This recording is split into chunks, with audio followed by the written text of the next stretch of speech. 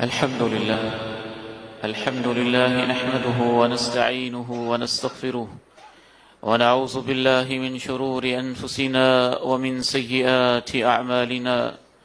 أشهد أن لا إله إلا الله وحده لا شريك له، وأشهد أن محمدا عبده ورسوله صلى الله عليه وعلى آله وصحبه وسلم.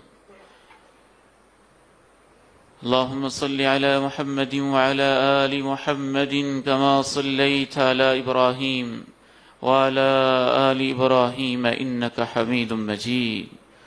اللهم بارك على محمد وعلى آل محمد كما باركت على إبراهيم وعلى آل إبراهيم إنك حميد مجيد. رب اشرح لي صدري ويسر لي أمري واحلل عقدة من لساني يفقه قولي. اللهم انفعني بما علمتني وعلمني ما ينفعني وزدني علما. اللهم طهر قلبي من النفاق وعملي من الرياء ولساني من الكذب وعيني من الخيانة، فإنك تعلم خائنة الأعين وما تخفي الصدور. أما بعد، فإن خير الحديث كتاب الله، وخير الهدي هدي محمد صلى الله عليه وسلم، وشر الأمور محدثاتها، وكل محدثة بدعة، وكل بدعة ضلالة، وكل ضلالة في النار. أعوذ بالله السميع العليم من الشيطان الرجيم، من همزه ونفخه ونفثه.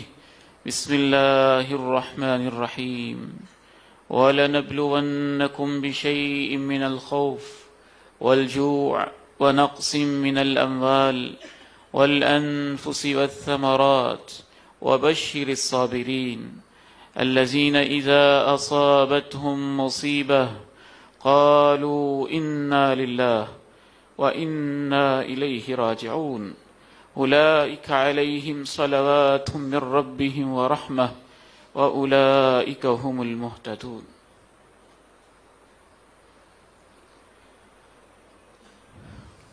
حضرات، امت اسلامیہ اور پوری دنیا آج ایک بہت بڑی آزمائش کی، ایک بہت بڑے امتحان، ایک بہت بڑی تنبیہ اور ایک بہت بڑے مرحلے سے گزر رہی ہے. شاید یہ اس صدی کا بالکل انوکھا، عجوبہ اور منفرد ترین حادثہ اور واقعہ ہے جس سے ہم اس دور میں گزر رہے ہیں. وہ انسان جس نے زمین کی پرتوں کو کھول لیا، اور وہ انسان جس نے ہواؤں میں اڑانیں بھر لیں، اور وہ انسان جس نے سورج کی شعاعوں کو گرفتار کر لیا، اور وہ انسان جس نے چاند پہ کمندیں ڈالیں، اور وہ انسان جو تاروں کو فتح کرنے کے پلان اور منصوبے بنا رہا ہے، آج ایک چھوٹی سی بے جان بلکہ نیم جان مخلوق کے سامنے بے بس نظر آ رہا ہے. مراکز بند ہیں، فلائٹس کا شیڈیول بند ہے، ایک دوسرے سے ملتے ہوئے انسان گھبرا رہا ہے، اور بعض لوگ جن میں ایمان کچھ زیادہ ہی کمزور ہے، وہ تو ایک انسان سے ہاتھ ملاتے ہوئے بھی گھبراہٹ کا شکار محسوس ہو رہے ہیں. وہ ایک چھوٹی سی مخلوق جس کو جدید دنیا نے کرونا وائرس کا نام دیا، جو ہماری مچھر سے بھی لاکھوں شاید کروڑوں گنا چھوٹا اور انسان کو اپنی آنکھ سے دکھائی بھی نہیں دیتا ہے، اس نے آج اللہ کی اذن سے انسان کو بہت پریشانی میں مبتلا کر رکھا ہے.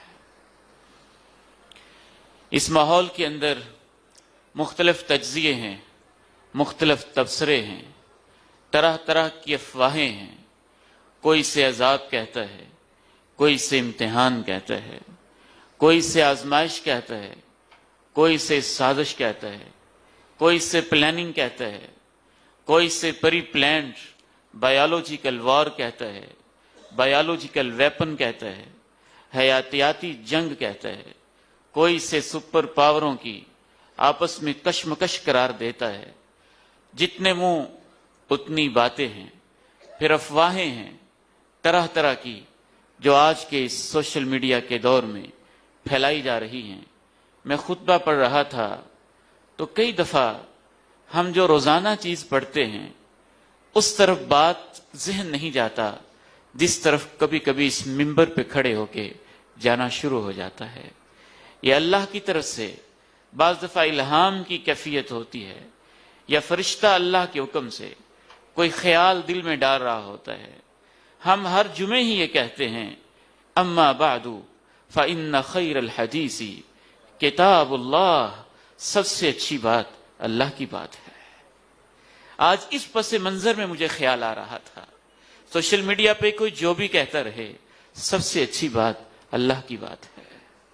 کوئی جو بھی انالیسس کرتا رہے، سب سے اچھی بات تو اللہ کی بات ہے۔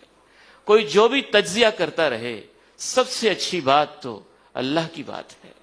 ہم قرآن سے پوچھیں نا یہ کیا ہو رہا ہے، ہم پیغمبر سے پوچھیں یہ کیا ہو رہا ہے، اور ایمانی، شرعی، اخلاقی، روحانی اور اسلامی حوالے سے ہم نے کیا سوچنا ہے، ہمارا عقیدہ کیا ہونا چاہیے، ہماری سوچ کیا ہونی چاہیے، ہمارا عمل کیا ہونا چاہیے، ہمارا رویہ کیا ہونا چاہیے۔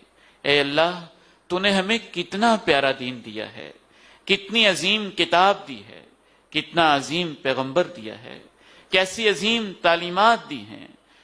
قیامت کی دیواروں تک جو بھی حادثہ ہوتا ہے، قرآن مجید اس حادثے میں پڑھا جائے تو یوں لگتا ہے جیسے ابھی نازل ہو رہا ہے، یوں لگتا ہے جیسے ابھی ابھی نازل ہو رہا ہے، اسی وقت نازل ہو رہا ہے۔ نئی نئی باتیں، نئے نئے احساسات، نئے نئے معنی، نئے نئے استنباطات اللہ تعالیٰ علماء کے دل میں، ان لوگوں کے دلوں میں جنہوں نے اپنی زندگی کا اوڑھنا بچھونا قرآن اور حدیث کو بنایا ہوتا ہے۔ یاد رکھو میرے بھائیوں، میرے عزیزوں، میرے بزرگوں، ماؤں بہنوں بیٹیوں، میرے سب کے سب سننے والے لوگوں، ہر مشکل میں سب سے اصل رہنمائی ہمیں اللہ کے قرآن سے ملتی ہے، اللہ کے قرآن سے ملتی ہے، پیغمبر کے فرمان سے ملتی ہے۔ اللہ تعالیٰ نے قرآن مجید میں اپنا ایک ضابطہ بیان کیا ہے۔ 3 قسم کی ہماری فیلنگز اس موقع پہ ہونی چاہیے۔ جو بھی آزمائش، جو بھی پریشانی آتی ہے، اللہ نے 5 قسمیں بتائیں کہ 5 قسم کی آزمائشیں دنیا والوں پہ آئیں گی، آ کر رہیں گی، ہر دور میں، ہر عہد میں، چاہے وہ جناب آدم علیہ السلام کا دور ہو، یا امام کائنات کا دور ہو، یا قیامت سے پہلے کا دور ہو۔ کبھی انفرادی سطح پہ، کبھی خاندانی سطح پہ، کبھی علاقائی سطح پہ، اور کبھی ملکی سطح پہ، کبھی عالمی سطح پہ اور دنیا کی سطح پہ، ان 5 آزمائشوں میں سے کوئی نہ کوئی آزمائش انسانوں پہ آتی رہے گی۔ وہ آزمائشیں کیا ہیں؟ اللہ رب العزت نے 2 ٹوک قرآن مجید میں ان کی تفصیل بیان کر دی ہے۔ ذرا میرے ساتھ اس آیت کو سنیے اور ان آزمائشوں کو گنتے چلے جائیے۔ وَلَنَبْلُوَنَّكُمْ بِشَيْءٍ مِّنَ الْخَوْفِ وَالْجُوعِ وَنَقْصٍ مِّنَ الْأَمْوَالِ وَالْأَنفُسِ وَالثَّمَرَاتِ وَبَشِّرِ الصَّابِرِينَ الَّذِينَ إِذَا أَصَابَتْهُم مُّصِيبَةٌ قَالُوا إِنَّا لِلَّهِ وَإِنَّا إِلَيْهِ رَاجِعُونَ أولئك عليهم صلوات من ربهم ورحمة وأولئك هم المهتدون. ہم لازماً تمہیں آزمائیں گے. پہلا آزمانے کا انداز کچھ خوف دے کر، جس کی آج ایک کیفیت ہم محسوس کر رہے ہیں.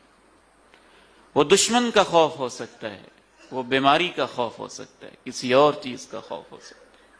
بشیء من الخوف، کچھ خوف دے کر، والجوع، کچھ بھوک دے کر، ونقص من الاموال، مالوں میں، کاروبار میں کچھ کمی اور لاس دے کر، والانفس، جانوں میں کچھ کمی دے کر، جانوں میں کمی، پیاروں کا بچھڑ جانا، اپنی جسمانی صلاحیتوں کا کم ہو جانا، بیماریوں کا آ جانا، جانوں میں کمی دے کر، اور والثمرات، پیداوار میں کمی دے کر، وبشر الصابرین، خوش خبری سنا دو، ان امتحانوں سے گھبرانا نہیں، جو صبر کرنے والے ہیں ان کو مبارکباد دے دو.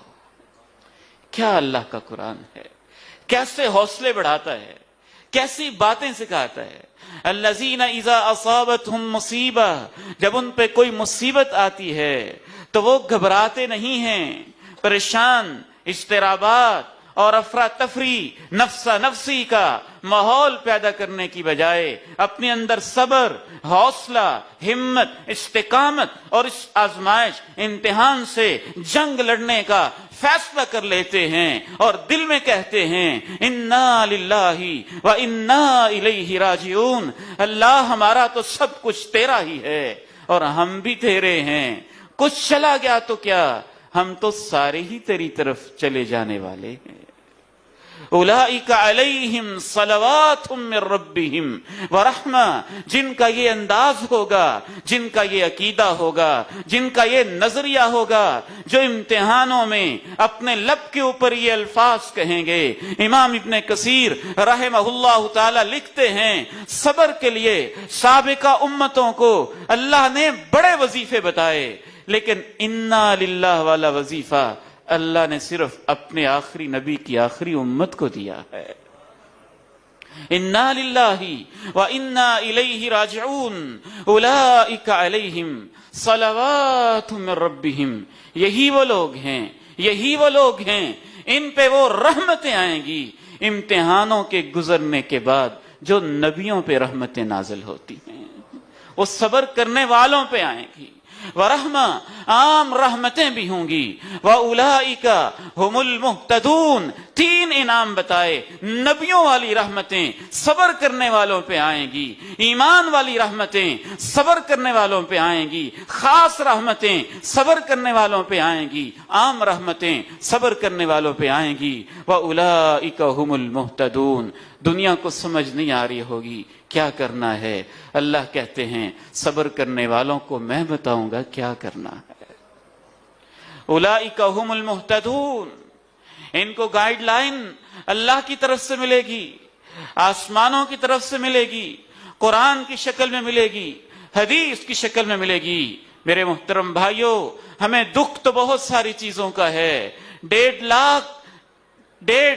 150 سے زیادہ ممالک میں یہ بیماری پھیل گئی، ہمیں اس کا بھی دکھ ہے.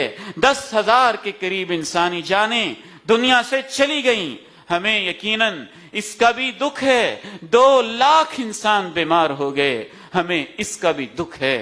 اور مسجد نبوی سے ہم جدا ہو گئے، ہمیں اس کا بھی بہت دکھ ہے. کعبۃ اللہ میں ہم عارضی طور پر نہ جا سکے، ہمیں اس کا بھی دکھ ہے. لیکن کیا اس دکھ کے اندر ہم ایک دوسرے کو سلواتیں سنانے لگ جائیں، ایک دوسرے کو کے اوپر فتوے لگانے لگ جائیں، اپنے پرانے بغض اور کینے نکالنے لگ جائیں، افراتفری کا ماحول پیدا کر دیں اور انسانوں کی پریشانیوں میں اور اضافہ کریں؟ نہیں، اہل ایمان کا یہ وتیرہ نہیں ہوتا ہے۔ مسجد نبوی اور خانہ کعبہ سے محرومی اس امت کی تاریخ میں، انسانی تاریخ میں 40 مرتبہ تقریباً امت کا پہلے بھی یہ امتحان ہو چکا ہے۔ تاریخ میں 40 مرتبہ تقریباً یہ امتحان ہو چکا ہے۔ یاد رکھیے، قرآن مجید آزمائشوں کے بارے میں جو تصور پیش کرتا ہے، بیماریوں کے بارے میں جو عقیدہ پیش کرتا ہے، امراض کے بارے میں جو نظریہ پیش کرتا ہے، جو آئیڈیالوجی اللہ کا قرآن دیتا ہے، دنیا کا کوئی شخص نہیں دے سکتا ہے۔ امتحان اللہ رب العزت کی طرف سے یہ بیماریاں، یہ امراض اور یہ ساری قسم کی جو چیزیں ہیں، بنیادی طور پر ان کے اندر 3 اسباب ہوتے ہیں۔ وہ بہت مہربان ہے، سب کچھ اس کے اذن سے ہوتا ہے۔ کسی نے بایولوجیکل وار بھی لڑی ہے تو اس کے اذن ہی سے ہوا ہے۔ حیاتیاتی جنگ کی سازش بھی کسی نے کی ہے تو اس کے اذن ہی سے ہوا ہے۔ اگر کسی کی لیب کے اندر کرونا وائرس نے پرورش پائی ہے تو اس کے اذن ہی سے ہوا ہے۔ ہر کام میں اس کی حکمتیں ڈھونڈیں، سب کچھ اسی کے اذن سے ہو رہا ہے۔ وہ اس بات پر بھی قادر ہے کہ آزمائش بنانے والوں کے اوپر آزمائش کو کبھی پلٹ کے رکھ دیتا ہے۔ وہ اس بات پر بھی قادر ہے۔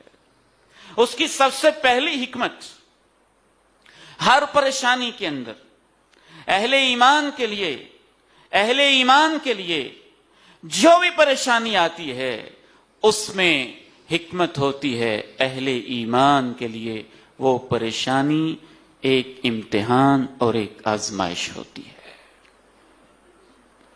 امتحان ان کے عقیدے کا، امتحان ان کے کردار کا، امتحان ان کے رویے کا، امتحان ان کے اخلاق کا، امتحان ان کی باتوں کا، امتحان ان کے دلوں کا، امتحان ان کے اقوال کا، امتحان ان کی ڈیلنگز کا، امتحان ان کے رویوں کا۔ ان آزمائشوں کے اندر ہی تو اصل امتحان ہوتا ہے۔ کسی کا اخلاق کیسا ہے، کسی کا رویہ کیسا ہے، کوئی اندر سے کیسا ہے، امتحان ہی سے تو پتہ چلتا ہے۔ اور یہ بیماریوں کا امتحان تو نبیوں پر بھی آیا۔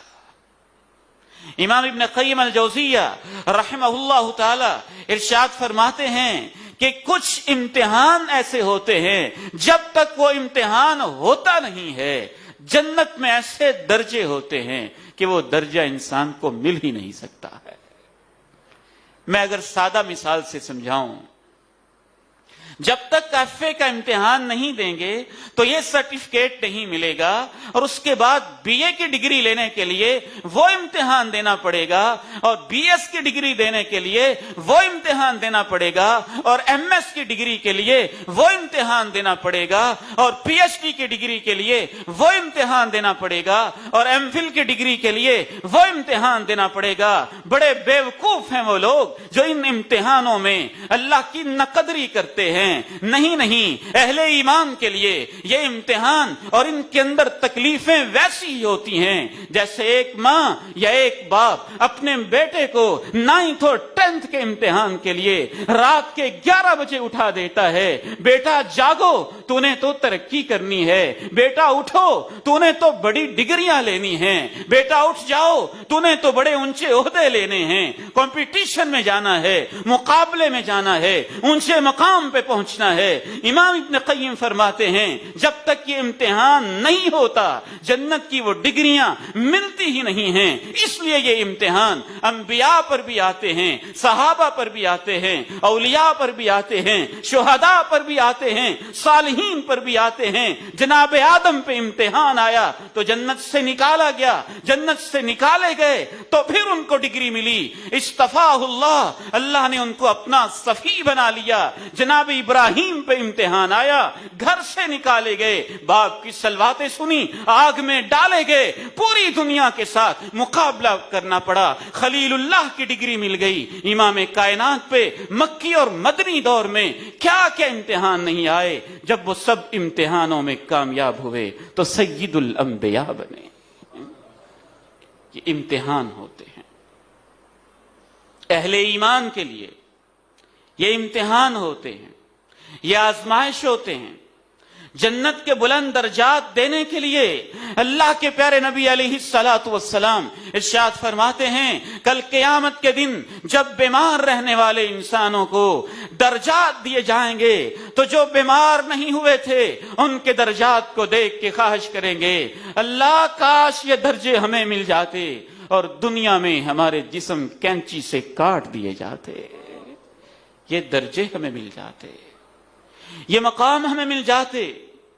یہ اہل ایمان کے لیے امتحان ہوتے ہیں، ان کے کرداروں، ان کے رویوں کا امتحان۔ پاکستان کے میرے عزیز پیارے بھائیوں اور دوستو، ہم نے دیکھنا ہے اس امتحان میں ہم کیا کر رہے ہیں۔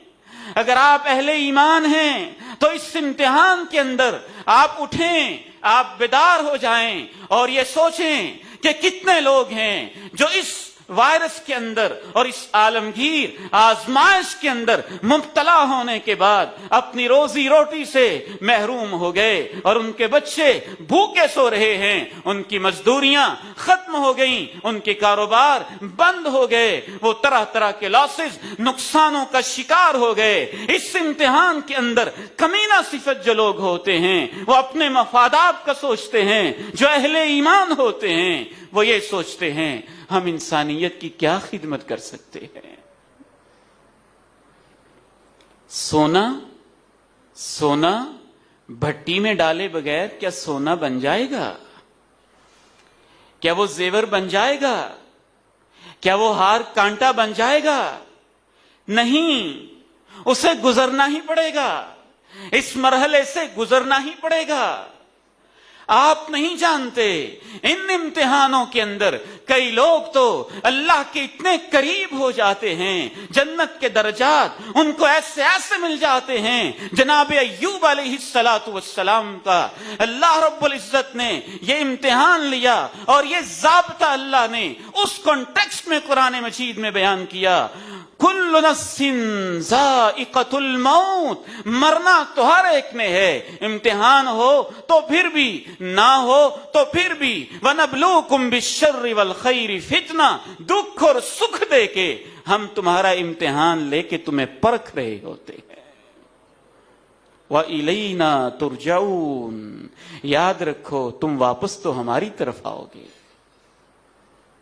پھر اس امتحان کے مطابق تمہیں ڈگریز دے دی جائیں گی، طے ہو جائے گا کہ اس امتحان میں اس نے کیا لکھا تھا، کیا کر کے آیا تھا۔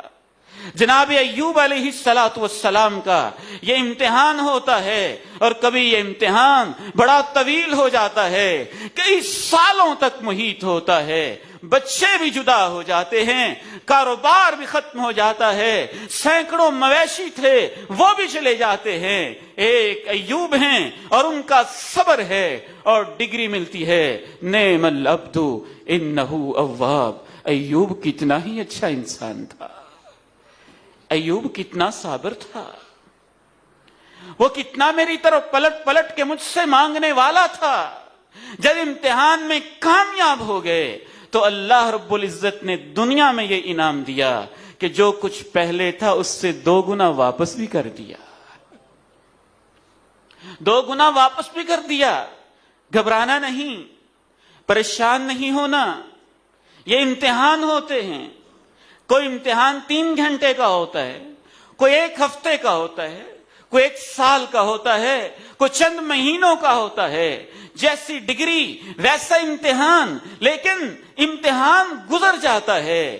رات ہمیشہ رات نہیں رہتی، صبح کی سفیدی آتی ہے۔ اہل ایمان روشنی دیکھا کرتے ہیں، امید کا پہلو ڈھونڈتے ہیں، رب تعالیٰ سے مایوس نہیں ہوتے ہیں، بلکہ اہل ایمان کا انداز تو یہ ہوتا ہے، ایک وقت کے عظیم امام ہیں، ان کو تکلیف آ جاتی ہے، معاشرہ پورے کا پورا تکلیف میں مبتلا ہو جاتا ہے، شکر کا کلمہ ان کی زبان پہ جاری ہے۔ پوچھنے والا پوچھتا ہے کس چیز پہ شکر کرتے ہو؟ کہتے ہیں شکر اس چیز پہ کہ امتحان چھوٹا ہے، بڑا تو نہیں ہوا، جو میری برداشت سے باہر ہو جائے اتنا نہیں ہوا۔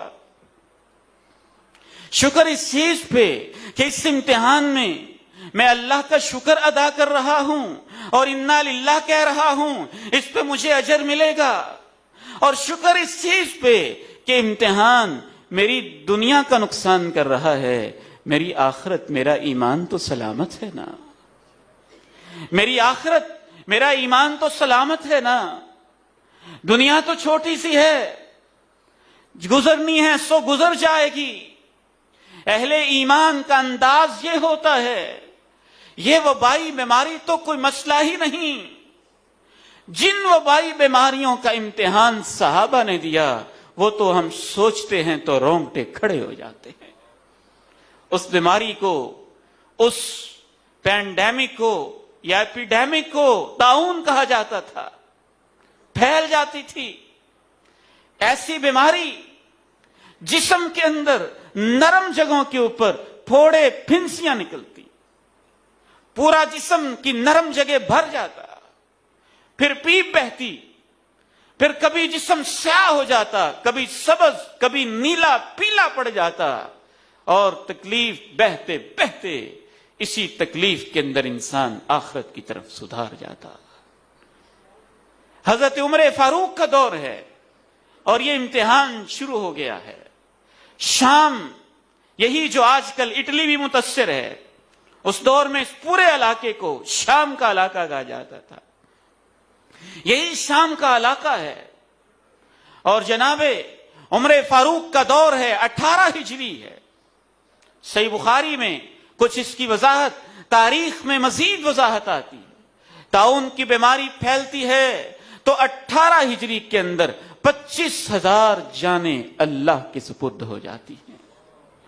امام نووی رحمہ اللہ لکھتے ہیں کچھ طاعون ایسے بھی پھیلے کہ روزانہ 1,000 جنازے اٹھا کرتے تھے۔ بڑی سخت تکلیف دہ بیماری، یہ تو فلو کی طرح کی معمولی بیماری، اللہ میری اور آپ کی اس سے حفاظت فرمائے۔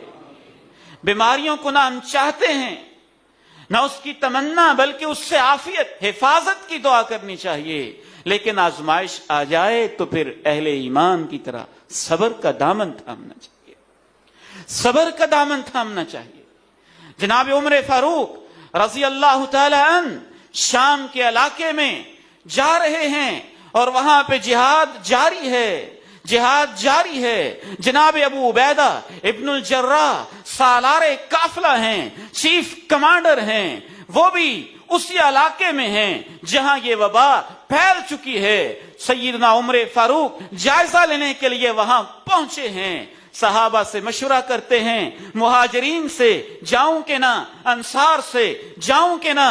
کچھ کہنے لگے جائیں، کچھ کہنے لگے نہ جائیں۔ فیصلہ یہ کیا، واپس پلٹتے ہیں، جو کہتے تھے جائیں انہوں نے کہا کوئی مسئلہ نہیں، سب کچھ اللہ کے ہاتھ میں ہوتا ہے، ہمارا ایمان، ہمارا توکل، ہمارا یقین اللہ کی ذات پہ ہے۔ جو کہتے تھے نہ جائیں، کہنے لگے عمر آپ عظیم انسان، امت کی آپ کو بڑی ضرورت، وہ وبا زدہ علاقہ ہے، وبا زدہ علاقے میں جا کے آپ بھی اس بیماری کے اندر کہیں مبتلا نہ ہو جائیں۔ فیصلہ ہوتا ہے، واپس چلے جاتے ہیں۔ اسی دوران جناب عبد الرحمن ابن عوف رضی اللہ تعالیٰ عنہ کہتے ہیں تمہارا خواہ کا اختلاف ہو رہا ہے، میں نے خود اللہ کے پیغمبر سے سنا ہے جس علاقے میں طاعون کی وبا پھیل جائے، تم میں سے جو شخص اس علاقے میں موجود ہو وہاں سے باہر نہ نکلے، اور جو باہر ہو اس علاقے کے اندر داخل نہ ہو۔ ہدایات تو پہلے سے موجود ہے، دنیا کو آج سمجھ آئی ہے احتیاط کیا ہوتا ہے۔ وبا پھیلتی گئی، حتیٰ کہ عمرو ابن عاص رضی اللہ تعالی عنہ نے مشورہ دیا، لوگوں، اے نبی کے صحابیوں، اے تابعیوں، اے مجاہدوں، یہ وبا جب پھیل جاتی ہے تو پھر پھیلتی ہی جاتی ہے، اگر اس سے بچنا چاہتے ہو تفرقو، تو ایک دوسرے سے جدا ہو کے، علیحدہ علیحدہ ہو کے پہاڑوں میں دور نکل جاؤ۔ شریعت بہت کچھ بتاتی ہے، دین بہت کچھ سکھاتا ہے، ایسے ایسے صبر کے پیکر ہم نے اپنی تاریخ میں دیکھے۔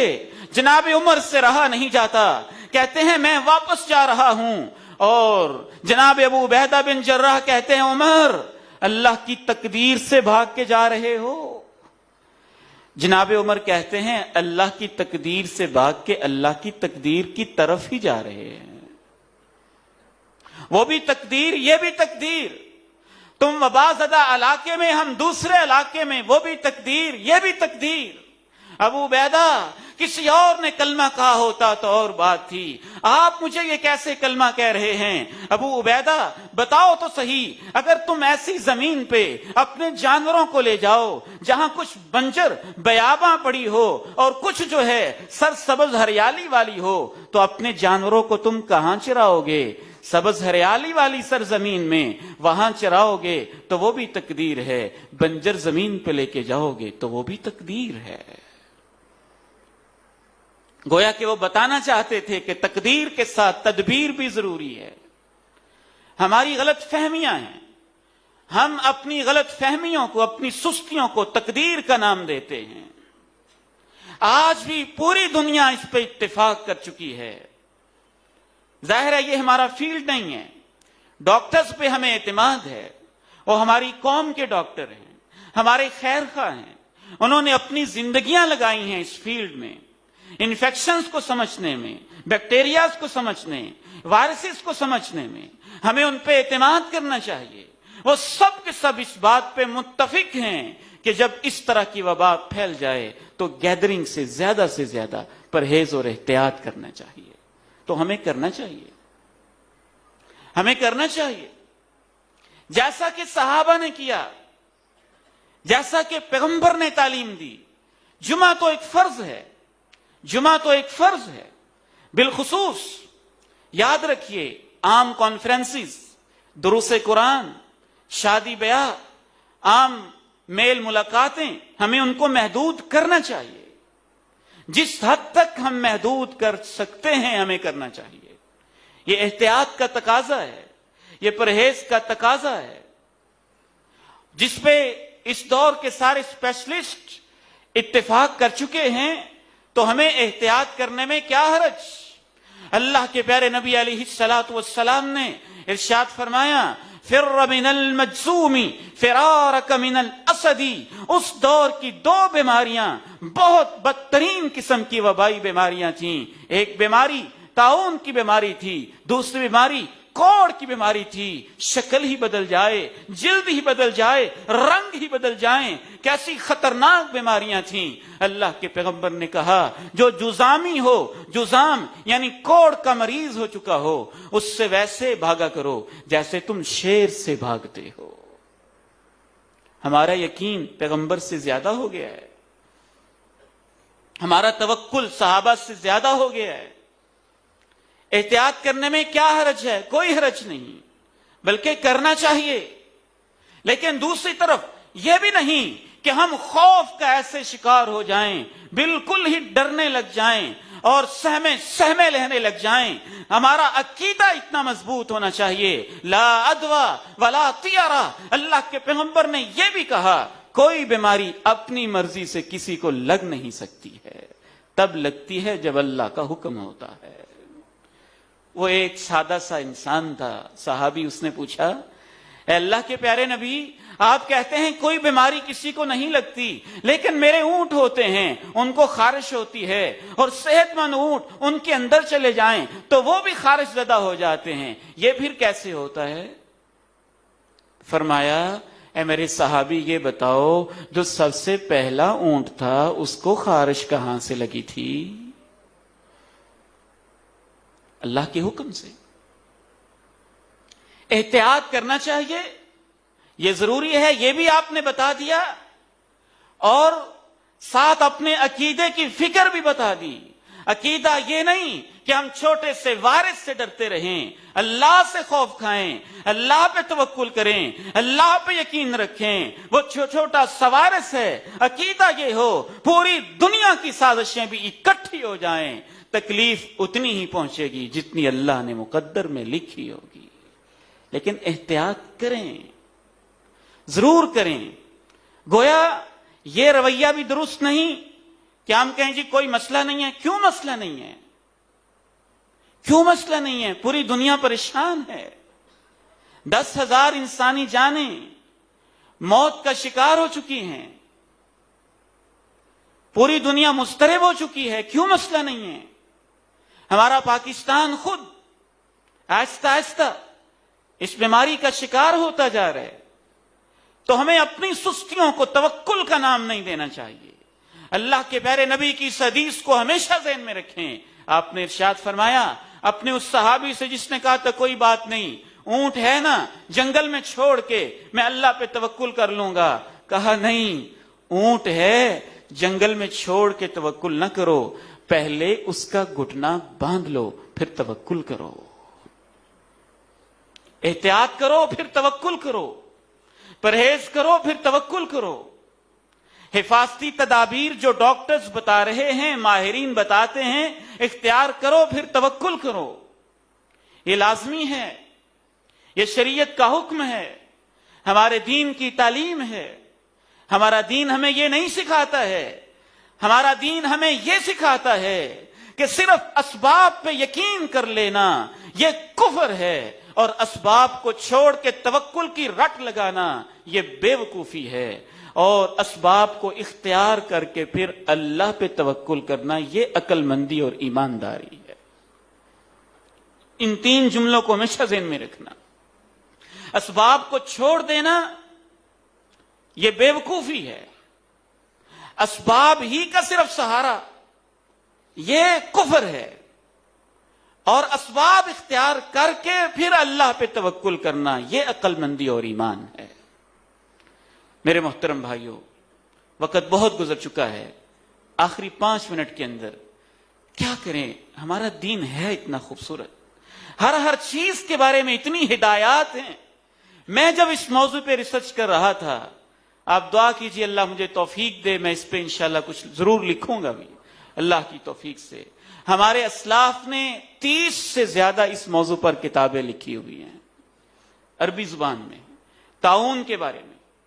इमाम इब्ने हजर रहमहुल्लाह की एक अजीम किताब बज़्लुल माऊन फी फज़्ल ताउन 450 सफ़हात पर मुश्तमिल, इमाम इब्ने अबी दुनिया ने इस पे लिखा, बहुत सारे आइम्मा ने इस मौजू पे लिखा।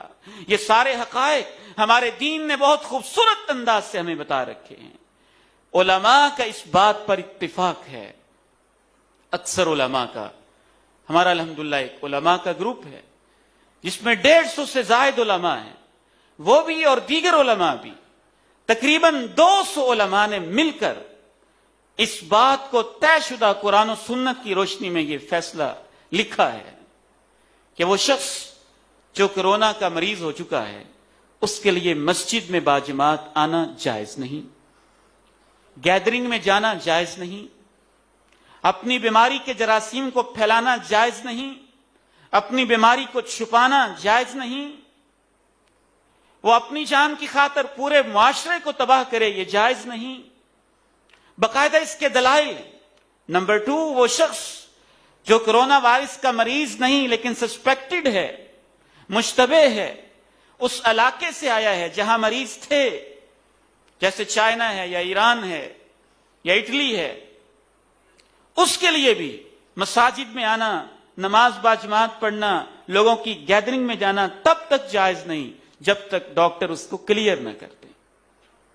नंबर 3, जो बच्चे हैं आजकल के माहौल में, छोटे मासूम बच्चे, और जो बुजुर्ग हैं बड़ी उम्र वाले, जिनके बारे में डॉक्टर्स कहते हैं कि इनको बीमारी का ज्यादा खतरा हो सकता है, और जो पहले से बीमार हैं, किसी सांस, खांसी, नज़ला उज़काम, इस तरह की किसी तकलीफ के अंदर मुब्तला हैं, उनके लिए रुख्सत है कि वो जुमा भी छोड़ सकते हैं, फर्ज नमाज भी छोड़ सकते हैं, घर में अदा कर लें। नंबर 4, वो जो सेहतमंद है, तवाना है, जवान है माशाअल्लाह, उनके लिए नमाज बाजमात फर्ज है। इसलिए हमने तो अपनी हुकूमत से भी दरखास्त की है, जब उन्होंने ये मीटिंग कॉल की बाज़ उलमा के साथ कि हम मसाजिद को बंद करना चाहते हैं, तो हमने उनसे दरखास्त की थी। सऊदी अरब ने मसाजिद को तब बंद किया जब पूरा सऊदी अरब पहले बंद हो गया, प्लाजे बंद हो गए, मार्केटें बंद हो गई, ट्रांसपोर्ट बंद हो गई, पब्लिक गैदरिंग बंद हो गई, हर चीज बंद हो गई। सबसे एंड पे उन्होंने علماء کے مشورے سے مساجد کو بند کرنے کا فیصلہ کیا. یہاں پاکستان میں بازار کھلے ہیں، مارکیٹیں کھلی ہیں، ٹرین کے اندر پشاور سے کراچی تک سینکڑوں لوگ اکٹھے بیٹھ کے سگریٹ کا دھواں اڑاتے ہوئے کندھے سے کندھا ٹکرا کے سفر کر رہے ہیں. تو آپ کو اللہ کا واسطہ ہے سب سے پہلے مسجدیں بند نہ کریں. یہ رحمتوں کے دروازے ہیں، فرض نمازوں کے لیے ان کو کھلا رکھیں. یہاں سے تو امید ملتی ہے، یہاں سے تو عقیدہ ملتا ہے، یہاں سے تو تربیت ملتی ہے، یہاں سے تو ایمان ملتا ہے، یہاں سے تو یقین ملتا ہے، یہاں ہی تو اللہ کی ذات کا سہارا ملتا ہے. تو صحت مند توانا قسم کے جو لوگ ہیں وہ مسجدوں میں آئیں، باجماعت نماز پڑھیں، لیکن وہ بھی جیسا کہ ڈاکٹرز یا ماہرین کہہ رہے ہیں زیادہ میل ملاقات سے پرہیز کریں. امام ابن حجر رحمہ اللہ نے یہاں تک لکھا ہے، اپنے دور کا واقعہ انہوں نے بذل المعون میں لکھا ہے کہ بعض بیوقوف لوگ تھے اس دور کے اندر بھی، طاعون کی بیماری پھیلی اور وہ کہنے لگے چلیں اکٹھے ہو کے ایک میدان میں ہم اللہ سے دعائیں کرتے ہیں. نہیں، دعائیں انفرادی کریں، اپنے اپنے گھروں میں کریں، یا فرض نماز ہے اس میں قنوت نازلہ کریں، جہاں شریعت نے جیسے کہا ہے ویسے کریں. امام ابن حجر لکھتے ہیں جب وہ میدان میں اکٹھے ہو کے اجتماعی طور پہ رو رو کے دعائیں کرنے لگے، پہلے روزانہ 100 فوت ہوتے تھے اور اس کے بعد روزانہ 1000 جنازے اٹھنے لگے. کیونکہ اجتماع نہیں ہونا چاہیے تو انہوں نے جان بوجھ کے کیا، اور کیا بھی بدعت کے انداز میں. انفرادی دعائیں اپنے گھروں کے اندر. فرض نماز تو شریعت کا حکم ہے، یہ تو ہم نے پڑھنی ہے. جمعہ فرض ہے، یہ ہم نے ادا کرنا ہے. اس میں قنوت نازلہ کی جا سکتی ہے. نماز کی آخری رکعت میں انشاءاللہ آج ہم رکوع کے بعد قنوت نازلہ کریں گے، دعا کریں گے پوری انسانیت کے لیے، پوری امت کے لیے. اللہ تعالیٰ سے دعا ہے مجھے اور آپ کو عمل کی توفیق نصیب فرمائے. تو اہل ایمان کے لیے یہ امتحان ہوتا ہے، گناہ گاروں کے لیے یہ تنبیہ ہوتی ہے کہ گناہ چھوڑ دو، اللہ کی طرف واپس آ جاؤ. اور کافروں کے لیے یہ عذاب ہوتا ہے. اہل ایمان کے لیے امتحان ہوتا ہے، گناہ گاروں کے لیے تنبیہ اور وارننگ ہوتی ہے کہ اللہ کی قدرت سے ڈرو اور گناہوں کو چھوڑ کے واپس آ جاؤ. اور جو کافر اور منکر اور باغی ہیں ان کے لیے یہ ایک عذاب ہوتا ہے. اللہ تعالیٰ سے دعا ہے ہمیں دین کا صحیح فہم نصیب فرمائے. وآخر دعوانا الحمد للہ رب العالمین.